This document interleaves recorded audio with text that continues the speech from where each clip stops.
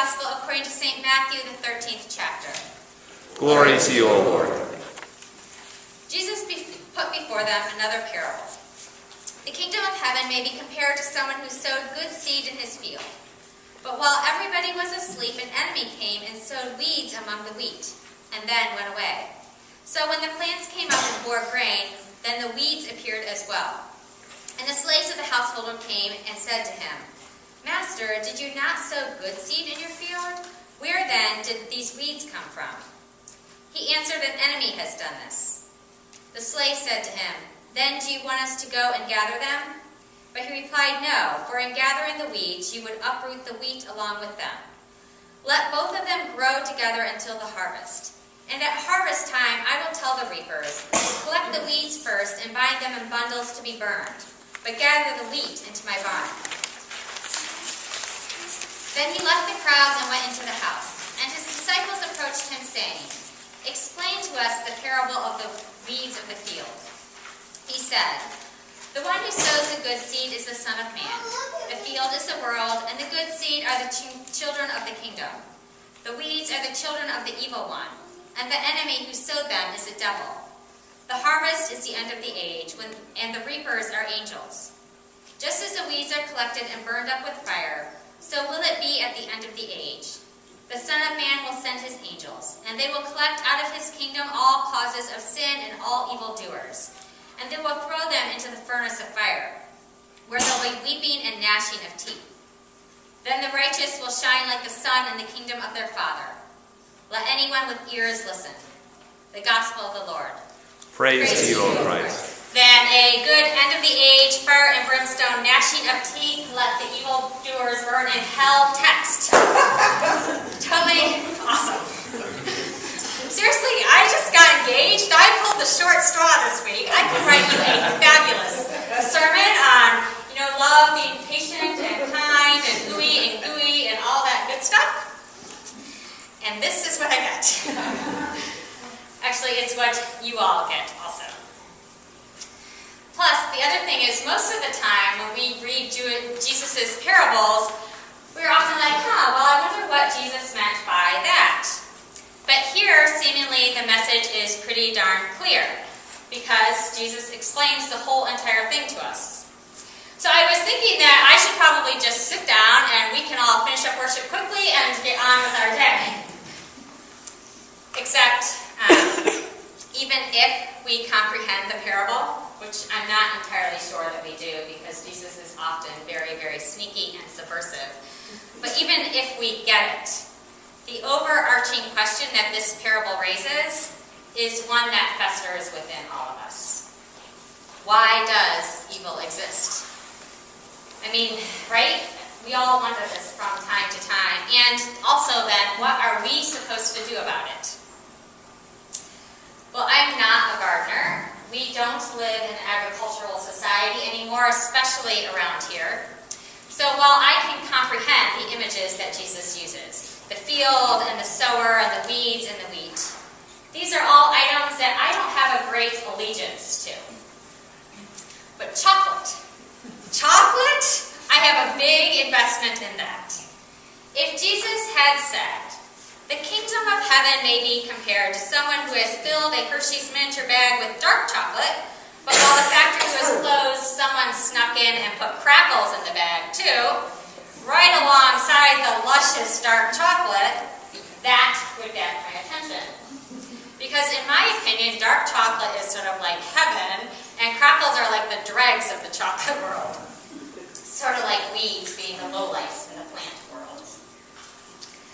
But regardless, because of the innocuous nature of plants and chocolate, these parables don't reflect the complexity that we know to be our daily lives. Our experience tells us that categories such as Christian and non-Christian, good and bad, righteous and evil, are not hard and fast. See, what this parable is really saying is, the kingdom of heaven may be compared to a wide open sky with an airplane carrying 298 children of God that is shot down by some other children of God using a surface-to-air missile. Or it is saying, the kingdom of heaven may be compared to a narrow strip of land inhabited by Israelites and Palestinians, where seeds of peace are sown just as violent upheavals flourish. That, according to Jesus, is the reality of how the kingdom of heaven looks currently. And this doesn't sit well with most of us. I cannot tell you the amount of times that I have heard people say, but God could do something about it, whatever it happens to be, if God wanted to. Yep, God could. And sometimes God does something, and sometimes seemingly God doesn't. So my assumption is that when God's not doing anything, then I should do something. I could help God out a little bit. Aren't we supposed to eradicate evil? Protect people? From the beginning of the time I entered a church, I've heard that part of my job is to help bring about the kingdom of heaven. Otherwise, it's all going to hell in a handbasket. But based on today's parable, we are supposed to do nothing. Nothing is not my strong suit. How serious is Jesus about nothing? That I'm just supposed to let evil be. See, this is where the parable gets a little bit ridiculous for me. This is where the brain and the heart work is for me and for you. I'm not supposed to do anything about airplanes being shot down, about children getting slaughtered in the name of religion, about attacks on my nation's soil, about sexual trafficking. Once I get started on the list of evil things that go on in this so-called kingdom of heaven, this parable of Jesus no longer sounds ridiculous. It sounds downright stupid. And that list of evil things doesn't even include the things that are unexplainable, or the acts of nature that just occur. It is at this point that I'm fairly convinced that Jesus should have stuck to carpentry or fishing and kept his hands out of agriculture. Because really, we're going to let the weeds and the wheat grow without a set of checks and balances, without criteria for deciding which is which. I can't do that. Not a chance. Of course, I'm totally assuming that I'm wheat, right? I know I'm not a weed. I'm not out there choking things to death, which is clearly what the weedy does. I want to make sure those things don't occur.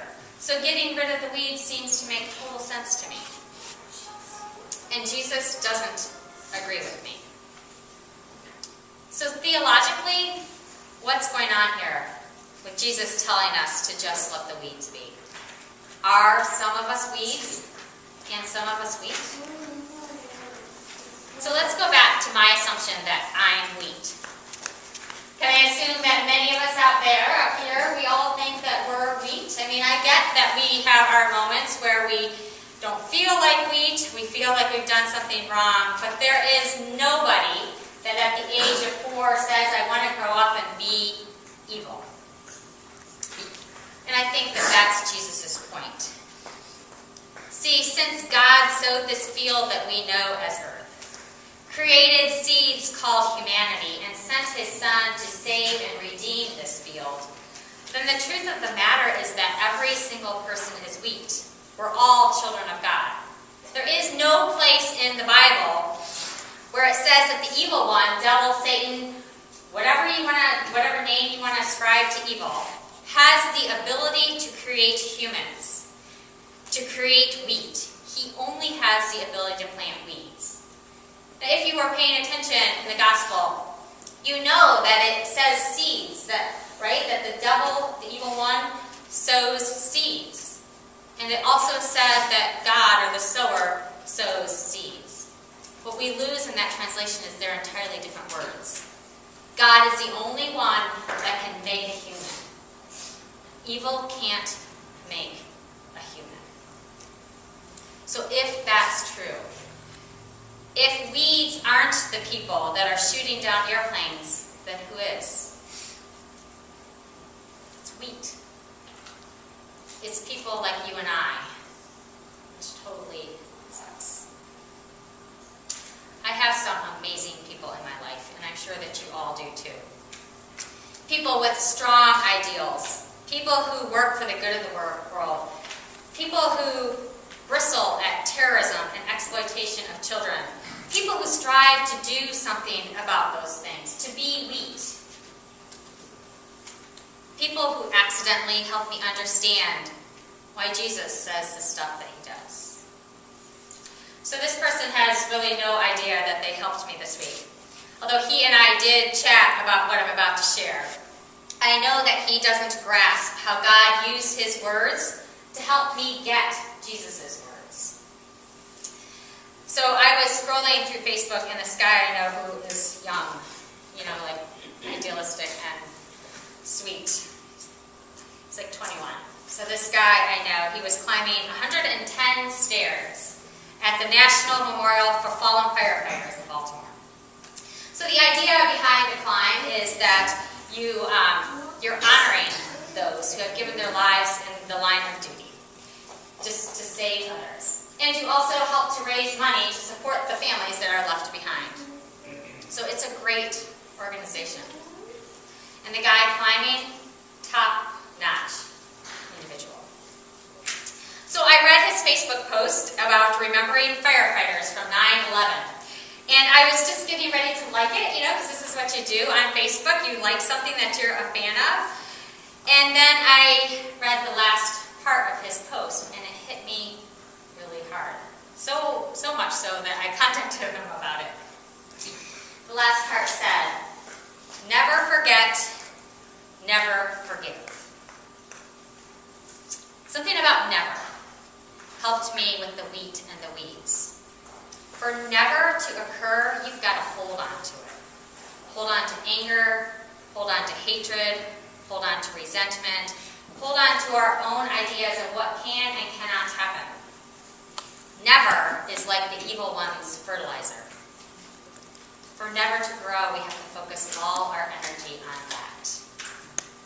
Once I begin to focus all my energy on killing the weed, I spend very little of my energy on just being good, flourishing, life-giving, productive wheat. It is only at this point I can begin to grasp why Jesus is so adamant about doing nothing about the weeds. The weeds are implanted into the wheat, not separate from the wheat. It's why we can't cut down the harvest, because we'd end up cutting down the entire field. Heck, I would end up choking off myself. Jesus is warning that our human attempts to root out evil by force results in the destruction of innocent lives, whether we want it to or not, every single time. So especially this week, whether we like it or not, this parable challenges us, and in some ways even mocks our notion that we can get rid of the bad guys without hurting the good guys, without hurting ourselves. That's impossible. And I know this not because I have lots of evil neighbors, but because the goodness in me and the evil in me are so very, very close together. Therefore, the person whom I judge to have evil intent also does have good within them. So is nothing what Jesus is actually calling us to do here? I don't think so. Because being wheat is actually something. And I would venture to say that being wheat is actually harder than being a weed. I mean, just ask Jesus. On the cross, he doesn't threaten his enemies or kill them or shoot them down. He forgives them. In the face of death, he forgives.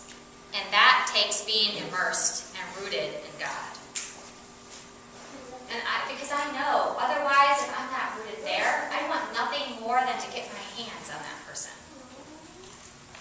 And so after a long week of typhoons, of child trafficking, of innumerable death tolls in Syria and Ukraine and Sudan and Gaza and Palestine and Israel, of missile strikes and countless other weedy things that have happened just this past week.